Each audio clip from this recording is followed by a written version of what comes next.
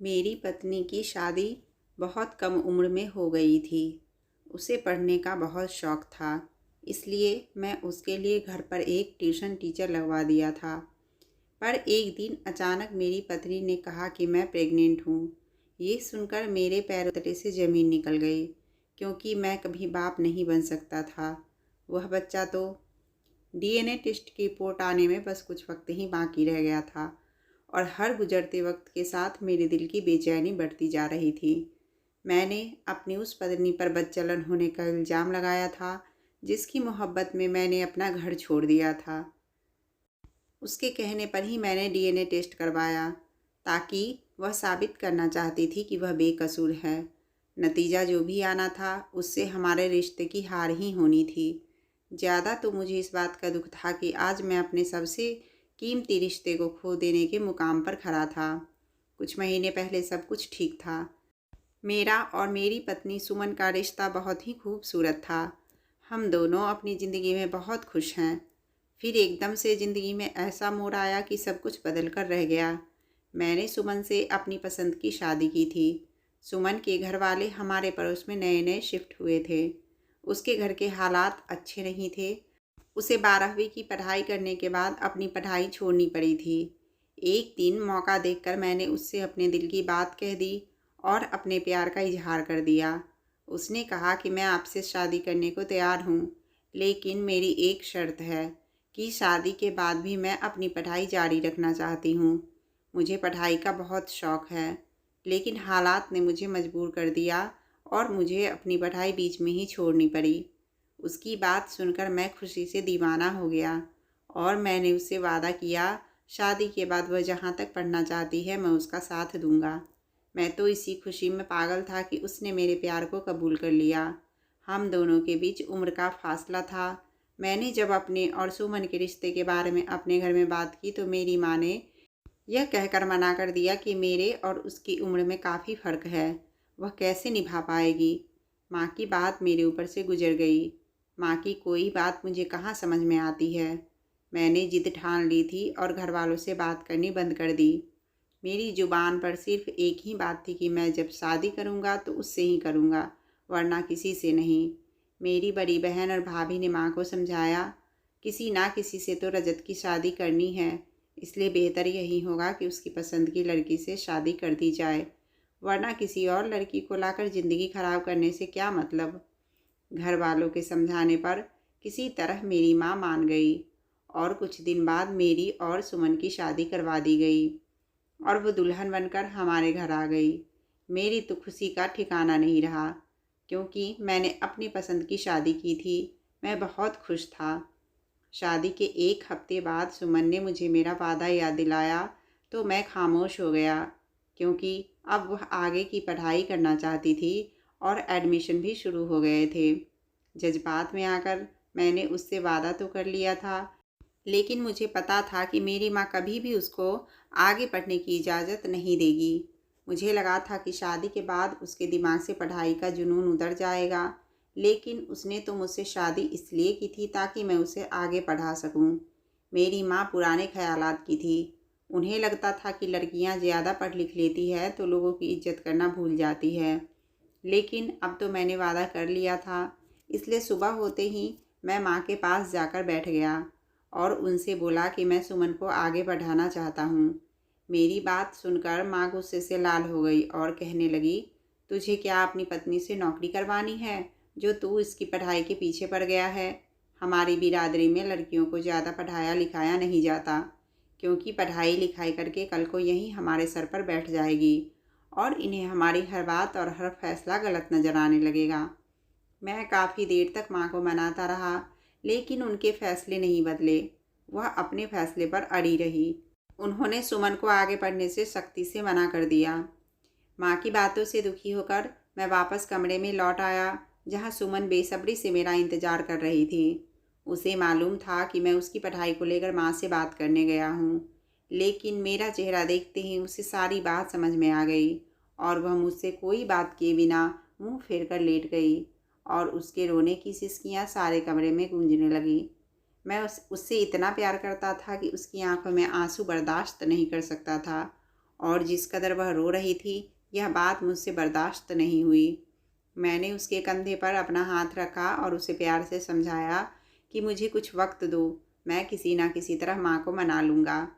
सारी रात वह रोती रही और मैं सोचता रहा कि किस तरह से मैं माँ को उसकी पढ़ाई के लिए राज़ी करूँ। अगली सुबह नाश्ते पर माँ ने सबके सामने सख्ती से कह दिया, इस घर में लड़कियों की ज़्यादा पढ़ाई को ना ही पहले अच्छा समझा गया और ना ही आइंदा आगे भी ऐसी कोई बात होगी। माँ ने बातों ही बातों में यह बात सुमन को सुनाई थी, लेकिन माँ की इस बात ने मेरा दिल तोड़ कर रख दिया था। सुमन मेरी पत्नी थी और मैं उसके लिए इतना तो कर ही सकता था कि मैं उसे आगे पढ़ा सकूं। लेकिन मेरी माँ तो अपनी मर्जी हम दोनों पर थोप कर बैठी थी।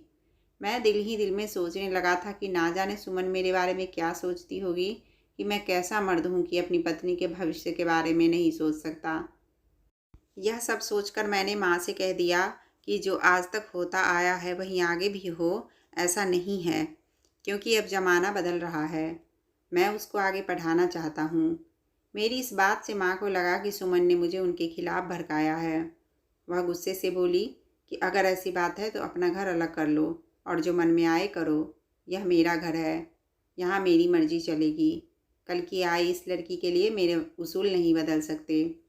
मैं समझ गया कि माँ किसी भी सूरत में सुमन को आगे बढ़ने नहीं देगी, इसलिए मैंने उसी दिन अलग रहने का फ़ैसला कर लिया, क्योंकि मैं सुमन से किया हुआ वादा नहीं तोड़ सकता था। मेरे लिए एक अलग किराए का घर लेना और घर के खर्चे को पूरा करना बहुत मुश्किल था। साथ में मुझे पढ़ाई का भी खर्च उठाना था, लेकिन मैं सुमन के सामने खुद को एक कमज़ोर मर्द साबित नहीं होने देना चाहता था। इसलिए मैंने दो दो नौकरियां करनी शुरू कर दी और अलग घर लेकर उसका एडमिशन भी करवा दिया। हर प्यार करने वाले पति की तरह मैं भी अपनी पत्नी की हर ख्वाहिश पूरी करना चाहता था और इसलिए मैंने कड़ी मेहनत करनी शुरू कर दी। सुमन की पढ़ाई शुरू हो गई थी, लेकिन उसे एक ट्यूशन टीचर की ज़रूरत थी।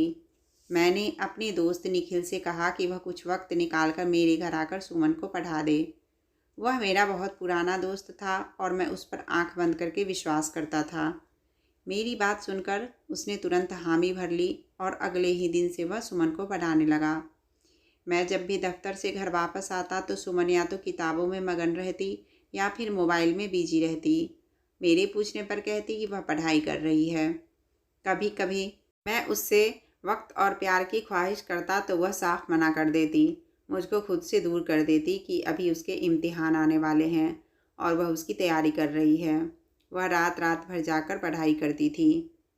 उसकी पढ़ाई की खातिर मैंने अपनी सारी ख्वाहिशों को सीने में दबा दिया था।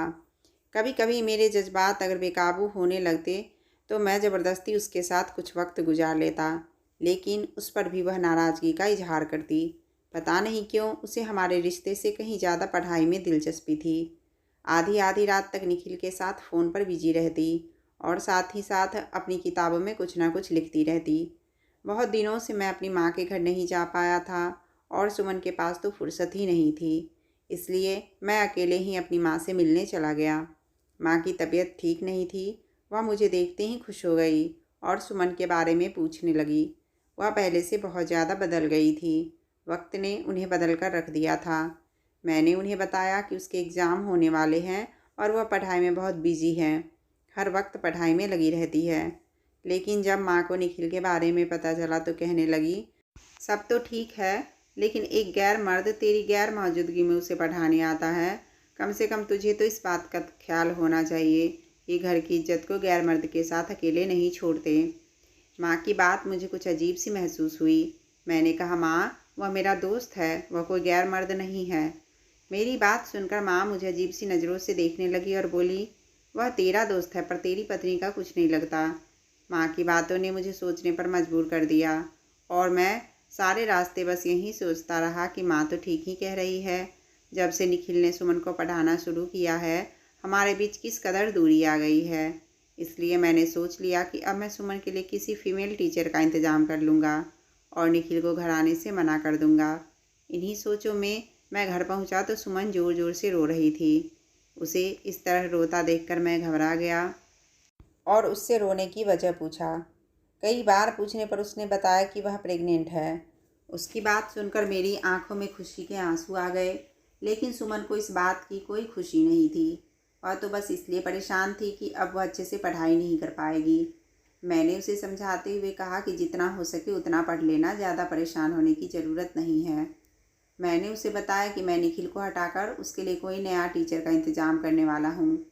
मेरी बात सुनकर वह गुस्से में आ गई और कहने लगी, ट्यूशन टीचर बदलने की क्या ज़रूरत है? निखिल मुझे बहुत अच्छे से समझाते हैं। उसका अंदाज़ इस कदर बदला हुआ था कि मैं हैरान होकर गुस्से में बोला, तुम्हें तो पढ़ना है तो पढ़ाने वाला कोई भी हो, क्या फ़र्क पड़ता है? मेरी बात सुनकर वह पैर पटकती हुई कमरे से निकल गई। उसके इस अंदाज पर मुझे बहुत गुस्सा आया और उसको मनाने की बजाय मैं कमरे में ही बैठा रहा। मैं सोच रहा था, आज हमें इतनी बड़ी खुशी मिली थी और आज ही हमारे बीच झगड़ा हो गया। काफ़ी देर बाद मुझे एहसास हुआ कि उसकी तबीयत ठीक नहीं है। ऐसे में उसे टेंशन देना गलत होगा। यह सोचकर मैं उसे मनाने के लिए उसके पीछे किचन तक गया, लेकिन मैंने देखा वह तो फ़ोन पर किसी और के साथ बात कर रही थी। थोड़ी देर में ही मुझे अंदाज़ा हो गया कि वह निखिल से बात कर रही है और उससे मेरी शिकायत कर रही है। यह सब सुनकर मुझे बहुत ख़राब लगा। मैं उसे पढ़ाने के लिए दिन रात एक कर रहा हूँ, दो दो नौकरियाँ कर रहा हूँ और वह एक गैर मर्द से मेरी शिकायत कर रही है। मेरे दिल में सुमन के लिए पहली बार नफ़रत के जज्बात पैदा हो गए।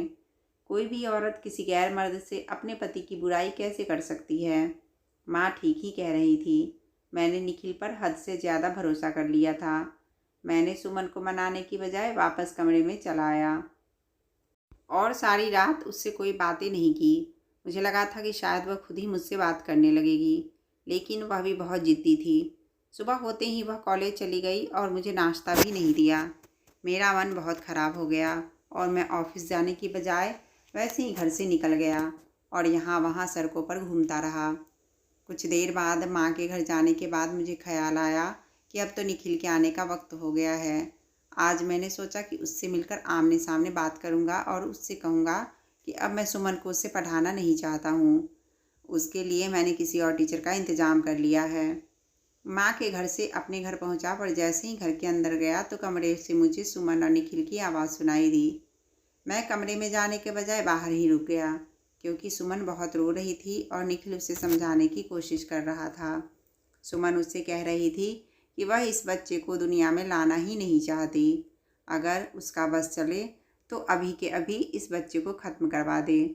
उसके लफ्ज़ों ने मेरे कदमों तले से ज़मीन निकाल दी थी और आगे वह कहने लगी कि निखिल, अगर मेरी ज़िंदगी में तुम नहीं आए होते तो मैं कभी भी अपने ख्वाबों को हकीकत के रूप में ढलता हुआ नहीं देख पाती। मैंने दरवाजे के अंदर झांक कर देखा तो निखिल ने सुमन को अपने गले से लगाया हुआ था और खामोशी से उसका दुख सुन रहा था। उन दोनों को इस तरह देखकर मेरे तन बदन में आग लग गई।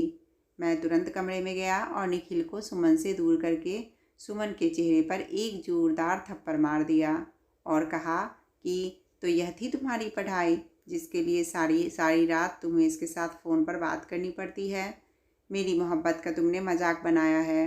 निखिल कुछ कहने की कोशिश कर रहा था, लेकिन मुझे उससे कुछ नहीं सुनना था। यह सब देखकर मुझे उस वक्त यकीन हो गया था कि सुमन के पेट में मेरा नहीं बल्कि निखिल का बच्चा है। और यही बात मेरे लबों पे आ गई। मेरी बात सुनकर सुमन गुस्से में बोली, आप जानते भी हैं आप क्या कह रहे हैं? आप अपनी पत्नी के चरित्र पर लांछन लगा रहे हैं। मैं इस कदर गुस्से में था कि मुझे कुछ समझ नहीं आया कि मैंने यह सब क्या कह दिया और मैं खामोश होकर वहीं बैठ गया। निखिल ये सब देखकर वापस अपने घर चला गया, लेकिन सुमन किसी भी हालत में खामोश होने को तैयार नहीं थी। वो कहने लगी कि अगर ऐसी बात है तो आप मेरा डीएनए टेस्ट करवाएंगे, ताकि यह बात साबित हो जाए कि मैं चरित्रहीन हूँ कि नहीं। उसके कहने पर मैंने टेस्ट करवा लिया, लेकिन मैं खुद भी नहीं जानता था कि नतीजा क्या आना था। मैं उससे बहुत प्यार करता था और मैंने उस गुस्से में बहुत कुछ गलत बोल दिया था। लेकिन जब डीएनए टेस्ट की रिपोर्ट आई तो मेरे कदमों तले से ज़मीन निकल गई, क्योंकि उस टेस्ट में वह बच्चा मेरा नहीं बल्कि निखिल का था। रिपोर्ट जानकर सुमन के भी होश उड़ गए और वह मेरे कदमों में गिर गई, कहने लगी, मैंने ऐसा कुछ नहीं किया, पता नहीं यह सब कैसे हो गया। लेकिन अब मेरे पास कहने और सुनने को कुछ बाकी नहीं बचा था, क्योंकि रिपोर्ट साफ साफ बता रही थी कि बच्चा मेरा नहीं है। यह सब जानकर ऐसा लगा कि जैसे मेरी ज़िंदगी ख़त्म हो गई है और जीने की कोई वजह बाकी ही नहीं बची। मैं अपनी पत्नी की ख्वाहिशों को पूरा करने के लिए दिन रात मेहनत कर रहा था और मेरी पत्नी मेरी नाक के नीचे ऐसा खेल खेल रही थी। मैं हॉस्पिटल से निकलकर सीधा निखिल के घर पहुंचा, क्योंकि अब सवाल मुझे उससे करना था जो मेरा जिगरी दोस्त था कि उसने मेरी पीठ पर खंजर कैसे घोंप दिया। उसके घर का दरवाज़ा उसकी माँ ने खोला। मेरा उसके घर बहुत आना जाना था, इसलिए मैं सीधा उसके कमरे में गया।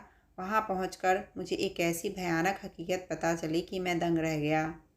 हाँ, निखिल पहले से ही अपने कमरे में एक दोस्त के साथ बैठा हुआ बातें कर रहा था और उसे बता रहा था कि उसने एक रोज़ सुमन को जूस में नशे की दवा पिलाकर उसके साथ अपनी हवस पूरी की थी और अब उसे डर है कि डीएनए टेस्ट में वह बच्चा कहीं उसका ना हो। उसका दोस्त उसे तसल्ली दे रहा था कि फ़िक्र ना करो, ऐसा कुछ भी नहीं होगा। एक बार के ताल्लुक़ में वह प्रेग्नेंट कैसे हो सकती है, जबकि अपने पति से तो वह कई बार ताल्लुक़ रखती होगी। यह सुनकर मेरे सर पर आसमान गिर पड़ा। आज मुझे अपनी माँ की बातें समझ में आई थी। मैंने एक गैर मर्द पर भरोसा करके अपने घर आने की इजाज़त दी थी और यही बात मेरे लिए सज़ा बन गई थी। सुमन गलत नहीं थी, बल्कि उसे तो पढ़ाई का जुनून था और मैं उसे कसूरवार समझ बैठा। निखिल की नज़र मुझ पर पड़ गई और वह मुझसे अपनी गलती की माफ़ी मांगने लगा, लेकिन मेरे पास उसे माफ़ करने की कोई गुंजाइश नहीं थी। मैंने उसकी माँ को सारा सच बताया और माफ़ी का फ़ैसला उनके हक़ पर छोड़कर सुमन के पास लौट आया, क्योंकि मैं आज भी उसको बहुत प्यार करता था। कभी किसी गैर मर्द पर इतना भरोसा नहीं करना चाहिए कि अपने घर की इज्जत को उसके साथ तन्हाई में अकेले छोड़ दे। वीडियो अगर अच्छी लगी तो लाइक करें और चैनल पर नए आए हो तो प्लीज़ चैनल को सब्सक्राइब कर दें। वीडियो देखने के लिए आपका बहुत बहुत धन्यवाद।